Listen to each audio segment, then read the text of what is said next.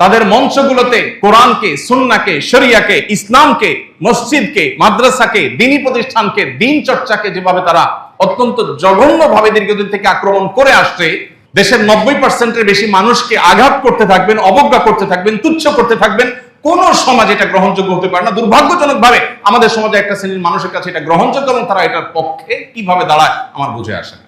অতি সম্প্রতি যে এই লোকটাকে গ্রেপ্তার করাকে কেন্দ্র করে এই আলোচনা এখন তুঙ্গে উঠেছে, সেই লোকটার কয়েকটি উক্তি তার মুখে ভিডিও ক্লিপের মাধ্যমে আমি শুনেছি। সেগুলো এতটাই জঘন্য, আল্লাহ সম্পর্কে এত নোংরা কথাবার্তা, যে সেগুলো আসলে কোনোভাবে এই পাবলিকলি মুখে নিজে থেকে আবার উচ্চারণ করাও আমার দ্বারা সম্ভব না। আমাদের দেশে এক শ্রেণীর সুশীল আছে, এই মানুষগুলোকে দেখবেন ইসলামের নামে যত অনাচার, যত বিভ্রান্তি, যত শয়তানি আছে, যত ভণ্ডামি আছে, এগুলোকে তারা খুব যত্ন করে, খুব আদর আত্মি করে এগুলোকে তারা লালন পালন করার চেষ্টা করে। আমাদের বাংলাদেশের একটি দুঃখজনক বাস্তবতা হলো, ধর্মের নামে প্রতারণা, প্রবঞ্চনা, ধর্মের নামে নানা রকমের ধোঁকাবাজি, এটা দীর্ঘদিন থেকে নানা সেক্টর থেকে হয়ে আসছে। এর মধ্য থেকে অন্যতম একটা সেক্টর হলো বাউলবাদ। আমরা এর আগে আপনাদেরকে বলেছিলাম, কাদিয়ানীরা তাদের ধর্ম প্রচার করে আর নিজেদের নাম দেয় আহমদী মুসলিম। খ্রিস্টানরা এদেশে তাদের মিশনারি কার্যক্রম পরিচালনা করে অর্থ সম্পদ নানা কিছুর প্রলোভন দেখিয়ে সরলমনা, গরিব, অভাবী মুসলমানদেরকে খ্রিস্টান ধর্মে দীক্ষিত করে আর নাম দেয় ঈসাই মুসলিম। এই প্রতারণা এটা এই জন্য করা হয় যাতে সরলমনা, দিন সম্পর্কে সঠিক জ্ঞানের অভাব যে সমস্ত মানুষের মধ্যে আছে তারা যেন বিভ্রান্ত হন। ঠিক একই ধরনের একটি দুর্ভাগ্যজনক বাস্তবতা হলো, দীর্ঘদিন ধরে আমাদের দেশে বাউলবাদের চর্চা নামে একটা চর্চা প্রচলিত আছে, যেটাকে আমাদের সমাজের অনেক মানুষ না জেনে না বুঝে ইসলামেরই একটা ভিন্ন ধর্মী আধ্যাত্মিক ধারা বলে মনে করেন। এই বাউলবাদ সম্পর্কে আমাদের মৌলিক ধারণা থাকা দরকার। এই বাউলবাদের চিন্তাধারা কি, তাদের মূল বিশ্বাস এর জায়গা বা তাদের কর্মপন্থা কি, পদ্ধতি কি, সেটি আমাদের জানা দরকার। প্রথমে আমরা বাউল শব্দ নিয়ে যদি একটু আলোচনা করি, বাউল শব্দ এটি কোত্থেকে এসেছে বা তাদেরকে কেন বাউল বলা হয়।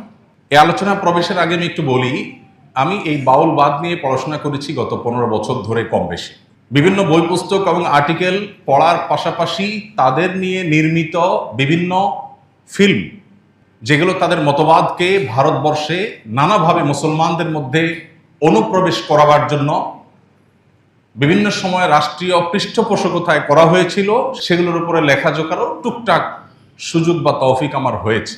এ কথা এই জন্য বলছি যে এটা কোনো ভাষা ধারণা বা নেটের দু একটা আর্টিকেল দেখে দেওয়া কোনো কথা না।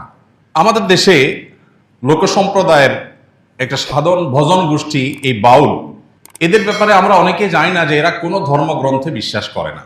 তারা কোনো ধর্মগ্রন্থে বিশ্বাস করে না, তারা কোনো নবী রাসূলে বিশ্বাস করে না। এমনকি আল্লাহ সুবহানাহু ওয়া তাআলার মহান সত্তার যে বিশ্বাস ধারণা ইসলাম দিয়েছে সেটাতেও তারা বিশ্বাস করে না। আল্লাহর দেওয়া ওহী গ্রন্থ কোরআনে কারীমকেও তারা পালনীয়, মাননীয় মনে করে না। এক কথায় বললে ইসলামী শরীয়ত বা ইসলামী শরীয়তের অনুসরণ বলতে কোনো কিছু তাদের বিশ্বাসে, তাদের আচরণে, তাদের আচারে, তাদের আমলে নেই।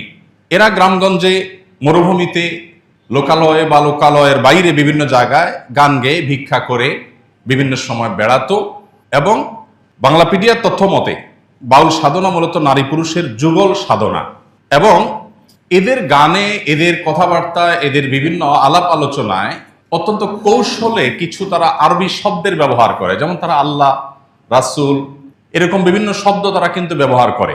এই শব্দগুলো বেশিরভাগ ক্ষেত্রেই তাদের রূপক অর্থে ব্যবহার। এগুলো মূলত আমরা আল্লাহ বলতে যা বুঝি তারা সেটা বোঝে না বা সেটা তারা বোঝায়ও না। এ বিষয়ে তাদের নিয়ে যে সমস্ত গবেষকরা গবেষণা করেছেন, একটু ঘাটাঘাটি করলে বিস্তারিত আমরা পেয়ে যাবো। আমার সময় খুবই সীমিত, খুবই অল্প সময়, এর মধ্যে আমি তাদের সম্পর্কে একেবারে মৌলিক কয়েকটা কথা বলে শেষ করবো ইনশাআল্লাহ। তাদের গানের মধ্যে আরবি শব্দের ব্যবহার, এগুলা দেখে সাধারণ মানুষ অনেক সময় বিভ্রান্ত হন, মনে করেন তারা মুসলমানদেরই একটা ধারা হয়তোবা। বাস্তবতা হলো যে এদের বিশ্বাস, আচরণ, সাধনা, পরম্পরা যেটা চলে আসছে এর সাথে ইসলামের কোনো সম্পর্ক তো নেই, বরং এটা ইসলামের সাথে সম্পূর্ণ সাংঘর্ষিক এবং বিপরীতমুখী। বাউল শব্দটি এটি অনেকের মতে এসেছে আরবি বাউর থেকে, যার অর্থ হলো স্বেচ্ছাচারী, বিশৃঙ্খল বা উন্মাদ। কেউ বলেছেন এটা সংস্কৃত বায়ু থেকে এসেছে, কারণ যে সমস্ত লোক বায়ু অর্থাৎ শ্বাস প্রশ্বাসের ক্রিয়ার সাহায্যে সাধনার মাধ্যমে আত্মিক শক্তি অর্জন করা যায় বিশ্বাস করেন, এদেরকে মূলত বাউল বলা হয় এবং সেখান থেকে তারাই বাউল। আবার কেউ কেউ বলেছেন সংস্কৃত বাতুল শব্দ থেকে বাউল এটার উৎপত্তি। অনেকে বলেছেন বাউল শব্দ থেকে বাউলের উৎপত্তি, অর্থ হলো এলোমেলো, বিশৃঙ্খল এবং পাগল। ডক্টর আহমদ শরীফের বরাতে উইকিপিডিয়ায় লেখা আছে যে বাউল তত্ত্ব বইটিতে তিনি বাউল ধর্মমত সম্পর্কে বলেন যে ব্রাহ্মণ্য, শৈব এবং বৌদ্ধ সহজিয়া মতের সমবায়ে গড়ে উঠেছে এই মিশ্র মত, যার নাম হলো নাথপন্থা। দেহতাত্ত্বিক সাধনাই হলো এদের লক্ষ্য। তাদের সম্পর্কে মৌলিক যদি কয়েকটি বিষয় আমরা আপত্তির জায়গা তুলে ধরতে চাই, এর ভিতরে একটা হলো যে তাদের মন গড়া ধর্ম বিশ্বাস এবং সাধন পদ্ধতি আছে। এরা ইসলামের প্রথাগত বিধিবিধান বা ইবাদতে বিশ্বাস করে না। বাউলরা কোনো মসজিদেও যায় না, তারা কোনো মন্দিরেও যায় না। তাদের বিশ্বাস সৃষ্টিকর্তা নাকি নাউজুবিল্লাহ মানুষের দেহের মধ্যেই বাস করেন। তাদের মূল সাধনাই হলো মানুষের দেহ, অন্য কথায় বলতে গেলে যৌনতা। তাদের বিকৃত যৌনাচারের ফিরিস্তি এটা পাবলিক আলোচনায় মুখে উচ্চারণযোগ্য না। এখানে অনেক শিশু আছে, বিভিন্ন বয়সের মানুষজন আছেন। এমন এমন নোংরামো, এমন এমন রুচি বিকৃতির কর্মকাণ্ড তারা সাধনার নামে চর্চা করে প্রতিনিয়ত, যেগুলো আসলে মুখে উচ্চারণ করবার যোগ্য নয়। বাউলদের বিশ্বাস হলো সর্বেশ্বরবাদী। তাদের দেহ আচার এগুলোই তাদের কাছে ঐশ্বরিক বিষয়। দেহের বাইরে তাদের কাছে কিছুই নাই। এখানে আল্লাহ, নবী, কৃষ্ণ এবং পরমাত্মা যে যে ধর্মে যা বিশ্বাস করে তারা মনে করে সব মানুষের দেহের মধ্যেই একাকার হয়ে আছে, এবং ঈশ্বর এবং বিশ্বজগৎ এটা অভিন্ন দুইটা সত্তা।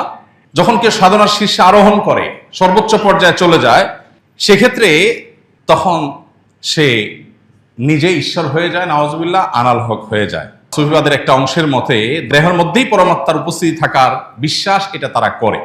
এজন্য তারা আলাদা করে আল্লাহ আছেন, আল্লাহর কোনো সত্তাতে নাউজুবিল্লাহ বিশ্বাস করে না।